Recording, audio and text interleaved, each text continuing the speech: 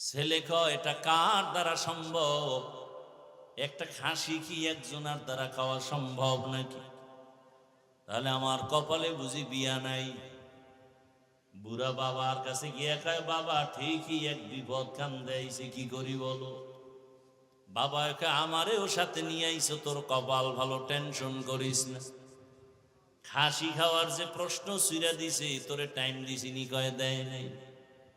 কয় তাহলে তুই কসম খাইয়া ওয়াদা কর যে খাসি খাইয়াই মাইয়া নেব। এখন আধা ঘন্টা খাইয়া সব ঘুমায় যা, এরপরে ঘুম থেকে উঠে আবার খাবি, আবার ঘুমাবি, আবার বাথরুমে যাবি। ওর খাসি 1 মাস লাগায় খাবি, ওর বাথরুম দিয়ে ভুইরা ফেলাবি সবটি। ওই চোরার ঘরের চোরারে শিক্ষা দিবি কত ধানে কত চা। মুরব্বীর মূল্য আছে না? বাদশা হারুন রশিদের সামনে বুড়ায় কয়, 1000 টাকা পাইয়া কয়, মানুষ ফলের গাছ লাগাইয়া 1 বছর পরে ফল খায়, আর আমি নগদ ফল পাইছি 1000 দিনার।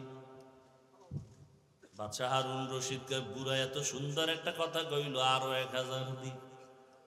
বুড়ায় 2000 পাইয়া কয়, মানুষ বছরে গাছ লাগাইয়া ফল পায় একবার, আমি নগদ পাইছি 2 বার। ওজিরে ডাক দিয়া কয়, বাদশা চলো, এখানে যদি আর আধা ঘন্টা থাকো, বুড়ার যেই বুদ্ধি ফকিন্নি বানায় ছাড়বে তোমার।